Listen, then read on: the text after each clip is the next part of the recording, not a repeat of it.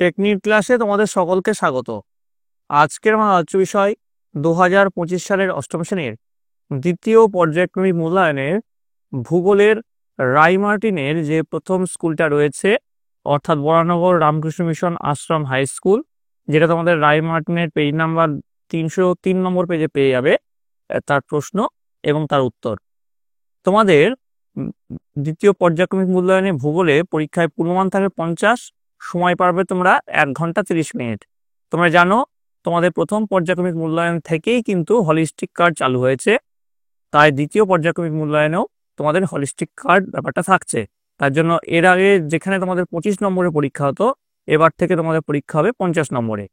তো এই যে ক্লাসটা শুরু করার আগে একবার তোমাদের কি কি চ্যাপ্টার তোমাদের সিলেবাসে রয়েছে এবং সেখান থেকে কত কত নাম্বারের প্রশ্ন আসতে চলেছে সেটা একবার দেখে নাও। তোমাদের প্রথমে যে চ্যাপ্টারটা রয়েছে চাপ বলয় ও বায়ুপ্রবাহ, সেখান থেকে তোমাদের দুটো এমসিকিউ থাকবে, এছাড়াও দুটো 5 নম্বরের প্রশ্ন থাকবে। মোট পাবে এখান থেকে 12 নম্বর। মেঘ বৃষ্টি এই চ্যাপ্টার থেকে তোমরা দুটো 1 নম্বর প্রশ্ন, দুটো 2 নম্বর প্রশ্ন এবং দুটো 3 নম্বর প্রশ্ন পাবে। মোট 12 নম্বর এখান থেকে পাবে।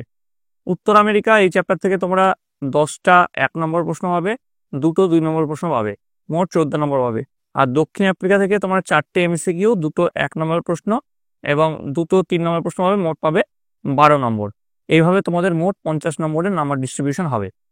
এবার দেখো তোমাদের এই স্কুলে যে প্রথম যে তোমাদের প্রশ্ন আছে, শূন্যস্থান পূরণ করো 1 × 5 = 5। পৃথিবীর আবর্তনের জন্য যে বল কোনো বস্তুর দিক বিক্ষেপ ঘটায় তাকে বলে কোরিওলিস বল। নেক্সট 2 নম্বর, সূর্যের আলো মকর ক্রান্তি রেখার উপর লম্বভাবে পড়ে 21শে ডিসেম্বর তারিখে। 3 নম্বর, ঘূর্ণবাতের কেন্দ্রে যেখানে বায়ুর চাপ সবচেয়ে কম থাকে সেই অংশের নাম ঘূর্ণবাতের চক্ষু। চাপ, পারানা এবং প্যারাগুয়ের এই দুটি নদী মিলিত হয়েছে কোরিয়েন্টিস শহরের কাছে। 5, দক্ষিণ আমেরিকার পশ্চিমের জলবায়ু শীতল হওয়ার মূল কারণ পেরু স্রোত। এবার দেখো চলে আসছি পরের যে প্রশ্ন, 2 দাগের প্রশ্ন। নিম্নলিখিত প্রশ্নগুলি 2-1 কথায় উত্তর দাও। 1 × 10 = 10। প্রথম প্রশ্নে চলে আসবো। পৃথিবীর দ্বিতীয় উচ্চতম সক্রিয় আগ্নেয়গিরির নাম লেখো। উত্তর লিখবে কটোপ্যাক্সি। পরের প্রশ্ন কি আছে, জাপুরে কার উপনদী? উত্তর লিখবে ওরিনোকো নদীর উপনদী। নেক্সট দেখো 3 নম্বর, আমাজন অববাহিকার আয়তন কত? এর উত্তর তোমরা লিখবে 70,50,000 বর্গ কিলোমিটার। চলে আসবো পরবর্তী প্রশ্ন, 4 নম্বর প্রশ্ন। দেখো, গোধূলি অঞ্চল দেখা যায় কোন ধরনের অরণ্যে? উত্তর লিখবে সেলভা অরণ্যে। পরের প্রশ্ন, সমগ্র পম্পাস অঞ্চলটি কোন দিকে ঢালু? উত্তর লিখবে পশ্চিম থেকে পূর্ব দিকে ঢালু। নেক্সট, পৃথিবীর শ্রেষ্ঠ গম রপ্তানিকারক দেশ কোনটি? উত্তর লিখবে আর্জেন্টিনা। পরের প্রশ্ন, সবচেয়ে বেশি উঁচু আকাশের মেঘের গড় নিম্নতম উচ্চতা কত? উত্তর লিখবে 20,000 ফুট। নেক্সট প্রশ্ন, মেঘের জলকণার ব্যাস কত? উত্তর লিখবে 0.02 মিলিমিটার। পরের প্রশ্ন, শীতল পার্বত্য বায়ুর অন্য নাম কি? উত্তর লিখবে ক্যাটাব্যাটিক বায়ু। পরের প্রশ্ন, পারানা প্যারাগুয়ে নদীর অববাহিকায় অবস্থিত সমভূমিটির নাম কি? উত্তর লিখবে আর্জেন্টিনা। নেক্সট, নিম্নলিখিত প্রশ্নগুলির সংক্ষিপ্ত উত্তর দাও। প্রথম প্রশ্নে চলে আসবো। দেখো, বৃষ্টির ছায়া অঞ্চল কি? উত্তর কি লিখবে? দেখো, সমুদ্র থেকে আসা জলীয় বাষ্পপূর্ণ বায়ু তার প্রবাহ পথে আড়াআড়িভাবে অবস্থিত কোনো পর্বতে বাধা পেলে পর্বতের গা বেয়ে উপরে উঠে যায়। ঊর্ধ্বগামী এই বায়ু প্রসারিত বা শীতল হতে থাকে এবং বায়ুস্থিত জলীয় বাষ্প ঘনীভূত হয়ে জলকণায় পরিণত হয়। এই জলকণাগুলি পরস্পর যুক্ত হয়ে ক্রমশ বড় হতে থাকে এবং পর্বতের যে ঢাল বেয়ে বায়ু উপরে উঠে এসেছে সেই প্রতিবাদ ঢালে প্রচুর শৈলক্ষেপ বৃষ্টিপাত ঘটায়। পর্বত অতিক্রম করে এই বায়ু যখন বিপরীত ঢাল অর্থাৎ অনুপাত ঢালে এসে পৌঁছায় তখন তাতে আর জলীয় বাষ্প থাকে না। তাছাড়া নিচের দিকে নামতে থাকা বায়ু ক্রমশ উষ্ণ হতে থাকে, ফলে ঘনীভূত হওয়ার সম্ভাবনা থাকে না। তাই এই ঢালে বৃষ্টি হয় না বললেই চলে। একে বৃষ্টির ছায়া অঞ্চল বলে। এটা কিন্তু খুব ইম্পর্টেন্ট প্রশ্ন, ভালো করে নিও। নেক্সট দেখো, মেরুবায়ু শীতল কেন? উত্তর লিখবে মেরুবায়ু মেরু দেশীয় উচ্চচাপ বলয় অর্থাৎ 80 ডিগ্রি থেকে 90 ডিগ্রি উত্তর বা দক্ষিণ থেকে মেরুবৃত্ত প্রদেশীয় নিম্নচাপ বলয়ের দিকে প্রবাহিত হয়। পৃথিবীর এই দুই মেরু দেশীয় অংশে সূর্যরশ্মি সারা বছরই অত্যন্ত তির্যক হয়ে পড়ায় উষ্ণতা প্রায় হিমাঙ্কের নিচে থাকে। এই শীতল অঞ্চল থেকে মেরুবায়ু প্রবাহিত হওয়ায় এই বায়ু অত্যন্ত শীতল হয়। পরের প্রশ্নে চলে যাব, দক্ষিণ আমেরিকার বেশিরভাগ জায়গা উষ্ণমণ্ডলের অন্তর্গত কেন? এটা উষ্ণমণ্ডল হবে, ঠিক আছে। উত্তর লিখবে, দক্ষিণ আমেরিকা মহাদেশের পূর্ব উপকূলে উষ্ণতা সারা বছর বেশি থাকে কারণ প্রথম পয়েন্ট দেবে পর্বতের অবস্থান, তারপরের পয়েন্ট দেবে সমুদ্র স্রোতের প্রভাব। এবার পর্বতের অবস্থান সম্বন্ধে কি লেখানো আছে সেটা একবার তোমরা দেখে নিও, এবং সমুদ্র স্রোতের প্রভাবটা কি লেখানো আছে সেটা দেখে নিও। আমি আর পড়লাম না, পড়লে ভিডিওটা লম্বা হয়ে যাবে, যেহেতু তোমাদের 50 নম্বর পরীক্ষা, সেই জন্য ভিডিওটা কিন্তু অনেকটাই বড় হবে, ঠিক আছে। আশা করি তোমরা সকলে দেখে স্ক্রিনশট মেরে নিয়েছো বা খাতায় পজ করে টুকে নিয়েছো। এবার আমরা চলে যাব পরবর্তী প্রশ্ন। বলেছে এস্টেনসিয়া কি? দেখো এই এস্টেনসিয়া কি এর উত্তরটা এখানে ডিসপ্লে হচ্ছে, আমি আর পড়লাম না। দেখো আমি একটু ভিডিওটাকে ফাস্ট ফরওয়ার্ড করে দিচ্ছি, ঠিক আছে। এই দক্ষিণ আমেরিকার পম্পাস তৃণভূমির অধিবাসীদের প্রধান জীবিকা পশুপালন, এখান থেকে লেখা শুরু করবে, দিয়ে শেষ করবে এখানে আনুমানিক 20,000 পশুপালন করা হয়, এতটা অবধি লিখে শেষ করবে, ঠিক আছে। চলে আসবো পরবর্তী প্রশ্ন। নিম্নলিখিত প্রশ্নগুলির সংক্ষিপ্ত ব্যাখ্যামূলক উত্তর দাও, যে কোনো দুটি বলেছে এখানে। দেখো প্রথম প্রশ্ন, বায়ুচাপ বলয়ের স্থান পরিবর্তন হয় কেন? তো প্রথমে পয়েন্ট দিয়ে বায়ুচাপ বলয়ের স্থান পরিবর্তন বা নিয়ত বায়ুর স্থান পরিবর্তন, যে প্রথম পয়েন্টে যেটা লেখানো হচ্ছে বায়ুর চাপ বায়ুর উষ্ণতার উপর নির্ভর করে, এখান থেকে লেখা শুরু করবে, ঠিক আছে। দিয়ে তোমরা দেখো এই কারণে সূর্যের উত্তরণের সময় বায়ুচাপ বলয়গুলি 5 ডিগ্রি থেকে 10 ডিগ্রি উত্তরে এবং দক্ষিণের সময় বায়ুচাপ বলয়গুলি 5 ডিগ্রি থেকে 10 ডিগ্রি দক্ষিণে ক্রমশ সরে যায়, ঠিক আছে। এইভাবে তোমাদের সেকেন্ড প্যারাগ্রাফের হয়ে লিখবে। এটা কিন্তু এখনো শেষ হয়নি, আরও আছে এর কন্টিনিউশন পার্ট, তুমি দেখে নাও। এইটা পার্টটা আসলে আশা করি তোমরা দেখে নিয়েছো। এবার চলে আসবো এই প্রশ্নের পরের পার্টে। পয়েন্ট দেবে কারণ, দিয়ে দেখো কারণগুলো এখানে লিখবে, যেমন করে এখানে ডিসপ্লে হচ্ছে। আমি একটু ভিডিওটা ফাস্ট ফরওয়ার্ড করে দিচ্ছি। তারপরে পয়েন্ট দেবে প্রভাব, ঠিক আছে, যে প্রভাবটা লিখবে এবং শেষ করবে তাই বলা হয় বৃষ্টিপাত সূর্যকে অনুসরণ করে, ঠিক আছে। এই প্রশ্নটা যে দুটো স্লাইড মিলে আমি যে এই প্রশ্নের উত্তরটা দিলাম, যদি বড় প্রশ্ন আসে তাহলে এত বড়ই তোমরা লিখবে, ঠিক আছে। এবার দেখো পরবর্তী প্রশ্ন, নাতিশীতোষ্ণ ঘূর্ণবাত সৃষ্টির কারণ কি? দেখো এই প্রথম পয়েন্ট তোমরা দিবে অবস্থান, তার এটা হচ্ছে 66.5 ডিগ্রি হবে, ঠিক আছে, এই গানটা ঠিক করে নিও। নেক্সট পয়েন্ট দিবে হচ্ছে প্রকৃতি, তারপরের পয়েন্ট দিবে তোমরা 3 নম্বর পয়েন্ট দিবে বৈশিষ্ট্য, নেক্সট পয়েন্ট দিবে হচ্ছে বিস্তার 4 নম্বর পয়েন্ট, 5 নম্বর পয়েন্ট হচ্ছে গতিবেগ, 6 নম্বর পয়েন্ট হচ্ছে স্থান ও সময়কাল, 7 নম্বর পয়েন্ট হচ্ছে প্রভাব ফলাফল, ঠিক আছে। যে এইসব পয়েন্টের উপর বেস করে এই নাতিশীতোষ্ণ ঘূর্ণবাত সৃষ্টির কারণগুলি তোমরা লিখবে। আমি আর পড়লাম না, আশা করি তোমরা সকল লিখে নিয়েছো। চলে আসবো পরের প্রশ্ন, 3 দাগের প্রশ্ন, কিউমুলোনিম্বাস মেঘের বৈশিষ্ট্য লেখো। কিউমুলোনিম্বাস মেঘ লিখবে এই ধরনের মেঘ যে কোনো উচ্চতায় তৈরি হয়ে থাকে। যে বৈশিষ্ট্য, প্রথম পয়েন্ট দিবে এই মেঘ অত্যন্ত ঘন ও গভীর প্রকৃতির। 2 নম্বর পয়েন্ট দিবে এটি ধূসর কালো কিংবা ঘন কালো প্রকৃতির। 3, এই মেঘ ভূপৃষ্ঠের খুব কাছে অবস্থান করে, তবে এর আকৃতি ও উচ্চতা একটি বিশালাকার পর্বতের মতো। 4, তলদেশ প্রায় সমতল কিন্তু উপরিভাগ চ্যাপ্টা প্রকৃতির হয়। 5, বৈশাখ জ্যৈষ্ঠ মাসে উত্তর পশ্চিম আকাশে এই মেঘ দৃষ্টিগোচর হয়। 6, প্রচন্ড বজ্রপাত ঘটনার জন্য এই মেঘের অপর নাম বজ্রমেঘ। তোমাদের পরীক্ষাতে শর্ট কোশ্চেন আসতে পারে, বজ্রমেঘ কাকে বলে, এর প্রভাবটা কি রাখো। এই মেঘ থেকে প্রচন্ড বজ্রবিদ্যুৎ সহ ঝড় ও বৃষ্টিপাত হয়ে থাকে। এবার দেখো 4 দাগের প্রশ্ন চলে যাবো, 4 দাগের প্রশ্ন নয়, 5 দাগের প্রশ্ন। নিম্নলিখিত প্রশ্নগুলির সংক্ষিপ্ত ব্যাখ্যামূলক উত্তর দাও, যে কোনো দুটি বলেছে। প্রথম প্রশ্ন দেখো কি আছে, সেলভা অরণ্যের বৈশিষ্ট্য লেখো। দেখো সেলভা অরণ্যের বৈশিষ্ট্য এখানে ডিসপ্লে হচ্ছে 1 নম্বর 2 নম্বর করে। আমি একটু ভিডিওটা ফাস্ট ফরওয়ার্ড করে দিচ্ছি তোমাদের সুবিধার্থে, ঠিক আছে। এখানে মোট তোমাদের 8টা পয়েন্টের উপর সেলভা অরণ্যের বৈশিষ্ট্য লেখানো হয়েছে, তোমরা এই 8টা পয়েন্ট দেখে নিও, ঠিক আছে। এইটুকু লিখলেই কিন্তু তোমাদের হয়ে যাবে। আশা করি তোমরা ভিডিওটা পজ করে সকল লিখে নিয়েছো। আমি চলে আসছি পরবর্তী প্রশ্ন, দক্ষিণ আমেরিকার জলবায়ুতে অক্ষাংশগত প্রভাব কতখানি? দেখো এর উত্তরটা ডিসপ্লে হচ্ছে, দেখো আমি ভিডিওটা ফাস্ট ফরওয়ার্ড করে দিচ্ছি একটু। প্রথমে এর যে পয়েন্ট দেবে নিরক্ষীয় জলবায়ু অঞ্চল, তার আন্ডারে তোমরা পয়েন্ট করবে অবস্থান অক্ষাংশের প্রভাব। তারপরের পয়েন্ট করবে ক্রান্তীয় মৌসুমী ও সাভানা জলবায়ু অঞ্চল, তার আন্ডারে তোমরা পয়েন্ট করবে অবস্থান অক্ষাংশের প্রভাব। দেখো এই প্রশ্ন কিন্তু এখানেই শেষ নয়, আরও কিছুটা কন্টিনিউশন পার্ট আছে, তোমরা দেখে নাও। চলে আসছি এই প্রশ্নেরই কন্টিনিউশন পার্টের।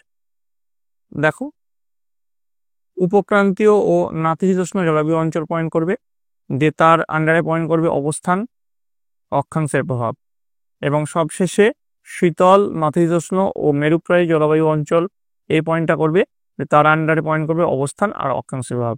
এইভাবে প্রতিটি জলবায়ু অঞ্চলের অবস্থান এবং অক্ষাংশের প্রভাবটা এইভাবে পয়েন্ট আকারে লিখলেই এই প্রশ্নের উত্তরটা হয়ে যাবে।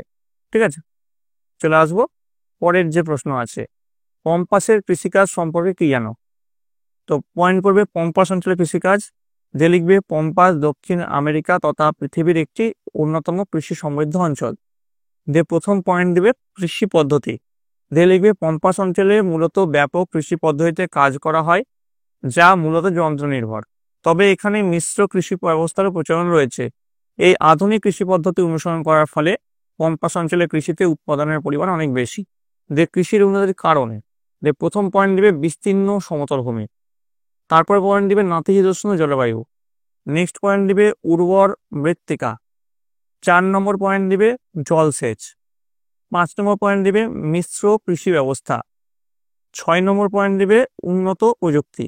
ঠিক আছে, আরও কিছুটা এই প্রশ্নের কন্টিনিউশন পার্ট আছে, তোমরা যদি এটা লিখে নিয়ে থাকো তাহলে তোমরা পরবর্তী যে স্লাইড সেখানে চলে যাও।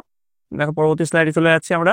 উৎপন্ন ফসল পয়েন্ট করবে, দিয়ে লিখবে গম এই অঞ্চলের প্রধান কৃষিজ ফসল। ঠিক আছে, যে দেখো এখানে যা লেখানো হচ্ছে সেটা তোমরা লিখবে। আশা করি তোমরা সকলে লিখে নিয়েছো, আমি ভিডিওটা ফাস্ট ফরওয়ার্ড করে এলাম। ঠিক আছে, এবার চলে আসবো পরবর্তী প্রশ্নে।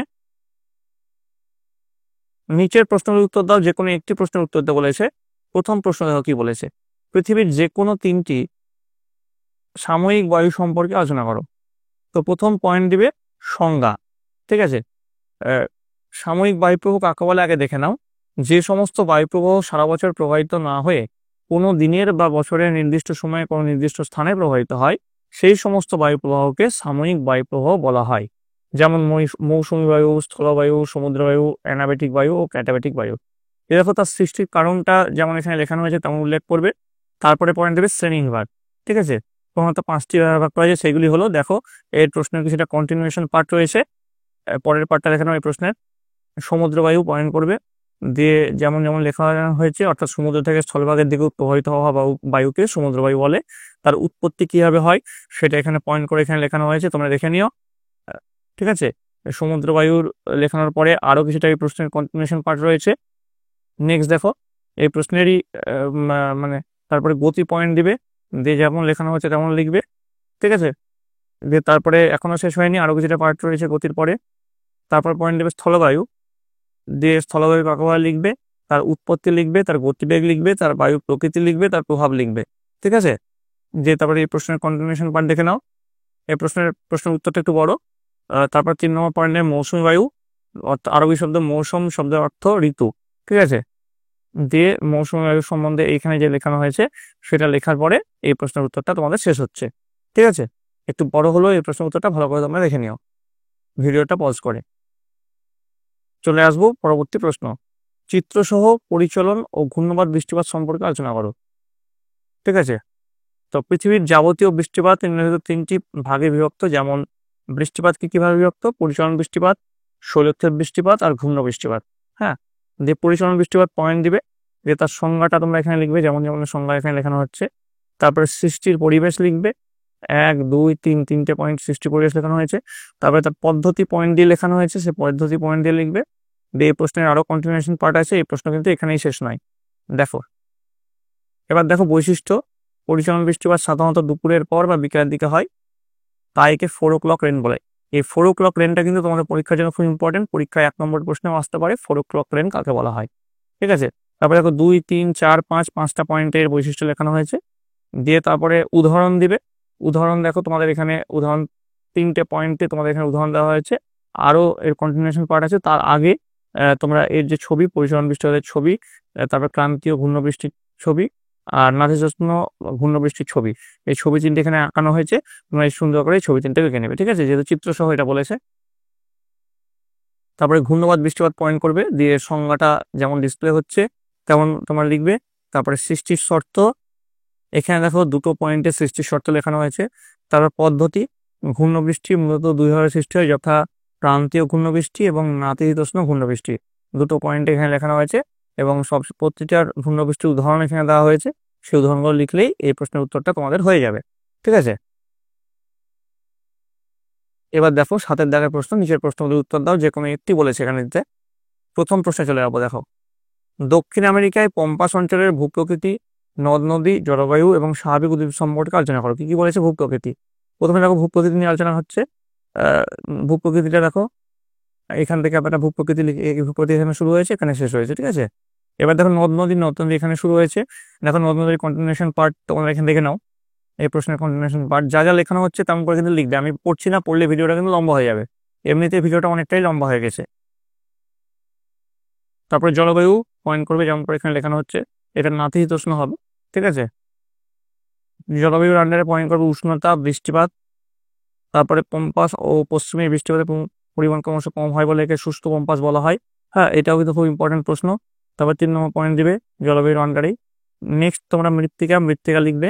এখানে 3টে পয়েন্ট লেখানো হয়েছে, দেখো তার কন্টিনিউশন পার্টটা দেখে নাও। স্বাভাবিক উদ্ভিদ জানতে দেওয়া হয়েছিল, স্বাভাবিক উদ্ভিদ সম্বন্ধে এখানে লেখানো হয়েছে। দেখো এখান থেকে এতটা লিখলেই তোমাদের স্বাভাবিক উদ্ভিদ সম্বন্ধে লেখানো শেষ হচ্ছে। ঠিক আছে, তোমরা লিখে নিও। ঠিক আছে, খুব ইম্পর্টেন্ট কিন্তু স্বাভাবিক উদ্ভিদটা।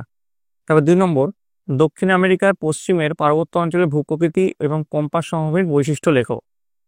তো উত্তর লিখবে, যেমন এখানে লেখানো হচ্ছে, দক্ষিণ আমেরিকার বিভিন্ন অংশকে ভূপ্রাকৃতিক বৈচিত্র্য অনুসারে 4টি ভাগে ভাগ করা যায়। 1 পশ্চিমের পার্বত্য অঞ্চল, 2 উত্তর ও পূর্বভাগের উচ্চভূমি ও দক্ষিণের মালভূমি, 3 মধ্যভাগের বিস্তীর্ণ সমভূমি, 4 উপকূলের সমভূমি ও দ্বীপসমূহ। ঠিক আছে, নিচে যে কোনো একটি ভাগ সম্পর্কে আলোচনা করা হলো। ঠিক আছে, এবার নিচে আলোচনা করা হচ্ছে পশ্চিমের পার্বত্য অঞ্চল সম্বন্ধে। এবার দেখো এই প্রশ্নের কিছু কন্টিনিউশন পার্ট রয়েছে, দেখে নাও। পর্বত শ্রেণী পয়েন্ট করবে পশ্চিম থেকে পূর্বে। দেখো 3টি পর্বত শ্রেণী নিয়ে আন্দিজ পর্বতমালা তৈরি হয়ে শুরু হয়েছে। ঠিক আছে, 1, 2, 3 3টে পয়েন্ট দেওয়া হয়েছে। তারপরে পয়েন্ট দেবে পর্বত শৃঙ্গ, তারপরে পয়েন্ট দেবে আগ্নেয়গিরি। ঠিক আছে, এখনো শেষ হয়নি, আরো কন্টিনিউশন পার্ট রয়েছে। পর্বত বেষ্টিত মালভূমি পয়েন্ট করবে, ভিডিওটা একটু ফাস্ট ফরওয়ার্ড করে দিচ্ছি। তারপরে পয়েন্ট করবে হ্রদ, তারপরে পয়েন্ট করবে গিরিপথ।